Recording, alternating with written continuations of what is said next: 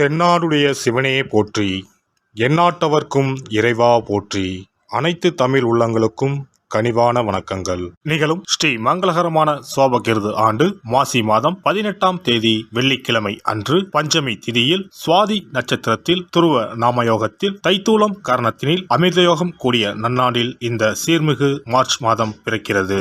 பிறக்கப் போகும் இம்மாதம் உங்கள் வாழ்வில் வளமும் நலமும் செல்வ செழிப்பும் பெற்று புதிய வாய்ப்புகள் புதிய வெற்றிகளுடன் மங்களகரமாக அமைய எல்லாம் வல்ல இறைவனை உளமாற வேண்டி விரும்பி கேட்டுக்கொள்கிறேன். இம்மாத கிரக நிலைகளை பார்க்கும் போது மேசத்தில் குருவும், கன்னி ராசியில் கேது பகவானும், மகர ராசியில் செவ்வாய் சுக்கிரனும், கும்ப ராசியில் சனி புதனுடன் சேர்ந்து சூரிய பகவானும் சஞ்சாரம் செய்கின்றனர். மார்ச் 2ஆம் தேதி புதன் பகவான் மீன ராசிக்கும், 8ஆம் தேதி சுக்கிர பகவான் கும்ப ராசிக்கும், 14ஆம் தேதி செவ்வாய் பகவான் கும்ப ராசிக்கும் இடப்பெயர்ச்சி அடைகின்றனர். இந்த கிரக அமைப்பினால் உங்கள் வாழ்வில் இம்மாதம் ஏற்படக்கூடிய சுப மற்றும் அசுப பலன்கள் என்ன என்பதனை பற்றி காண்போம். நடுங்க வைக்கும் குளிரோ தவிக்க விடும் வெயிலோ இல்லாமல் மிக இதமான சூழல் நிலவும் மாதம் இந்த மார்ச் மாதமாகும். பனிக்காலம் முடிந்து வசந்த காலம் துவங்க போகிறது. மாசி மாதத்தின் பிற்பகுதியும் பங்குனி மாதத்தின் முற்பகுதியும் இணையும் மாதம் இந்த மார்ச் மாதமாகும். கும்ப மாதமும் மீன மாதமும் இணைந்த இந்த மார்ச் மாதத்தில் பல திருப்பங்கள் உங்கள் வாழ்வில் நடைபெற உள்ளன. மகர ராசி அன்பர்களே, இம்மாதம் புதிய ஆடை ஆபரணங்கள் சேரும். விருந்து விசேஷங்களில் கலந்து கொள்ளும் வாய்ப்பு உண்டாகும். கணவன் மனைவிக்கு இடையே அந்யோன்யம் அதிகரிக்கும். வெளி வட்டாரத்தில் மதிப்பு மரியாதையும் கூடும். அரசாங்க விவகாரங்கள் சாதகமாக முடியும். குரு பகவானின் பார்வைகள் சாதகமாக இருப்பதால் திருமணம், வளைகாப்பு போன்ற சுப நிகழ்ச்சிகள் நல்லபடி நடைபெறும். உறவினர்கள் வருகையால் வீட்டில் மகிழ்ச்சி நிலவும். சிலருக்கு குழந்தை பாக்கியம் கிடைக்கும். கணவன் மனைவிக்கிடையே ஏற்பட்டிருந்த பிணக்குகள் நீங்கி ஒற்றுமை பலப்படும். குடும்பத்தில் மகிழ்ச்சியும் உற்சாகமும் நிறைந்திருக்கும். பிள்ளைகளின் பிடிவாத போக்கு மாறும். அவர்களின் விருப்பத்தை நிறைவேற்றி மகிழும் வாய்ப்பு ஏற்படும். பிள்ளை அல்லது பெண்ணின் திருமணம் தொடர்பான முயற்சிகளை மேற்கொள்ளலாம். நல்ல சம்பந்தம் அமைய வாய்ப்புள்ளது. இளைய சகோதரர்கள் கேட்கும் உதவியை மகிழ்ச்சியுடன் செய்து தருவீர்கள். முக்கிய முடிவுகளை துணிந்து எடுப்பதுடன் அதனால் ஆதாயமும் அடைவீர்கள். அலுவலகத்தில் பணிச்சுமை அதிகரிக்கும். எந்த ஒரு வேலையையும் சற்று கஷ்டப்பட்டுத்தான் முடிக்க வேண்டியிருக்கும். தீவிர முயற்சியின் பேரிலேயே உங்களின் கோரிக்கைகள் நிறைவேறும். சக ஊழியர்களால் ஓரளவு உதவி உண்டு. தொழில் வியாபாரத்தை பொறுத்தவரை கூடுதலாக உழைக்க வேண்டும். ஆனால் அதற்கேற்ற ஆதாயம் கிடைக்கும் என்று சொல்வதற்கில்லை. பங்குதாரர்களால் வியாபாரத்தில் லாபம் கூடுதலாக கிடைக்கும். வியாபாரத்தை விரிவுபடுத்த வங்கி கடனுதவி கிடைக்கும். குடும்பத்தை நிர்வகிக்கும் பெண்களுக்கு மகிழ்ச்சி தரும் மாதமாகவே இருக்கும். குடும்ப பொறுப்புகளை நிறைவேற்றுவதில் சிரமம் எதுவும் இருக்காது. அக்கம் பக்கத்து வீடுகளில் உள்ளவர்கள் உதவிகரமாக இருப்பார்கள். அலுவலகம் செல்லும் பெண்களுக்கு பணிகளில் கூடுதல் கவனம் தேவை. மாணவர்களுக்கு எதிர்காலம் பற்றிய திட்டங்கள் மனதில் தோன்றும். கல்வியில் கூடுதல் கவனம் செலுத்துவீர்கள். கலைஞர்களுக்கு தங்கு தடையின்றி புதிய வாய்ப்புகளை பெறலாம். புகழ் பாராட்டு வந்து சேரும். நற்பெயர் எடுப்பதற்குண்டான சூழ்நிலைகள் உருவாகும். எதிர்பார்த்த உதவிகள் வந்து சேரும். அரசியலில் உள்ளவர்களுக்கு நல்ல பலன்கள் கிடைத்தாலும் அதே நேரத்தில் விழிப்புடன் செயல்படுவதும் நன்மை தரும். இழுபறியாக இருந்த சில காரியங்கள் நன்றாக நடந்து முடியும். கையிருப்பு கூடும். நட்சத்திர பலன்கள் உத்திராடம் 2, 3, 4ஆம் பாதம்.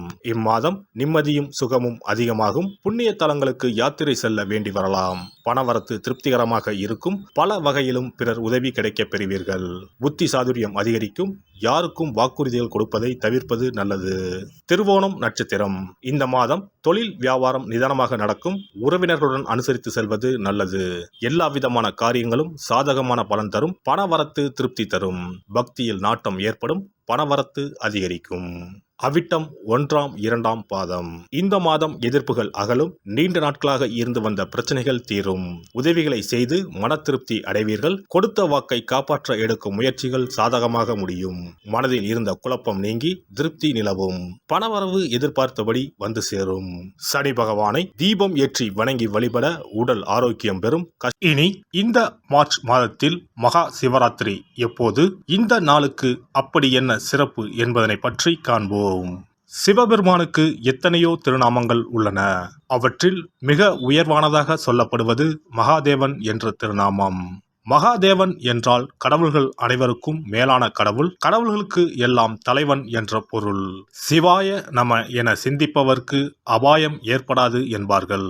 அப்படி கர்ம வினைகளில் இருந்தும் அனைத்து விதமான துன்பங்களில் இருந்தும் விடுபடுவதற்கு சிவனே கதி என சிவபெருமானை சரணடைவதற்கு ஏற்ற நாள் மகா சிவராத்திரி தினமாகும்.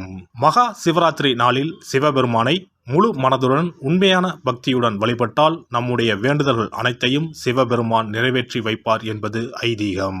கவலைகள் நீங்கி காரிய வெற்றியை தரக்கூடிய நாள் மகா சிவராத்திரி விரத நாளாகும். சிவபெருமானுக்கு உரிய அஷ்ட விரதங்களில் மிக முக்கியமானது மகா சிவராத்திரி விரதமாகும். சிவபெருமானின் அருளை பெறுவதற்குரிய மிக உன்னதமான புண்ணிய நாளாகும். ஒவ்வொரு மாதமும் தேய்பிறை சதுர்த்தசி திதியில் வருவதை மாத சிவராத்திரி என்றும், மாசி மாதம் தேய்பிறை சதுர்த்தசியில் வருவதை மகா சிவராத்திரி என்றும் கொண்டாடுகிறோம். நாடு முழுவதும் சிவ பக்தர்களால் கோலாகலமாக கொண்டாடப்படும் விழாக்களில் மகா சிவராத்திரி விழாவும் ஒன்று. இந்துக்களின் மிக முக்கியமான விரத நாட்களில் இதுவும் ஒன்று. முப்பெரும் தேவர்களில் ஒருவரான சிவபெருமானுக்குரிய ராத்திரியாக சிவராத்திரி கொண்டாடப்படுகிறது. இந்த ஆண்டு மகா சிவராத்திரி விழா மார்ச் 8ஆம் தேதி கொண்டாடப்பட உள்ளது. அன்று இரவு 8:20 மணிக்கு துவங்கி மார்ச் 9ஆம் தேதி மாலை 6 மணி வரை சதுர்த்தசி திதி உள்ளது. இதனால் மார்ச் 8ஆம் தேதி இரவு 8:30 மணிக்கு பிறகே சிவராத்திரி பூஜையை துவங்க வேண்டும். சூரிய பகவான் கும்பராசியில் பயணம் செய்யும் மாசி மாதத்தில் தேய்பிறை சதுர்த்தி நாளில் முதல் நாள் மாலை துவங்கி அடுத்த நாள் காலை வரை சிவனுக்கு தொடர்ந்து 4 கால பூஜைகள் செய்யப்படும்.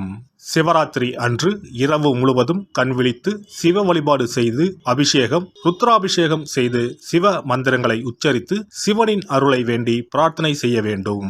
ஆன்மீகத்தில் உயர்ந்த நிலையை அடைவதற்கும், துன்பங்கள் மற்றும் பாவங்களில் இருந்து விடுபட்டு மோட்சத்தை அடைவதற்கும் ஏற்ற நாள் இதுவாகும்.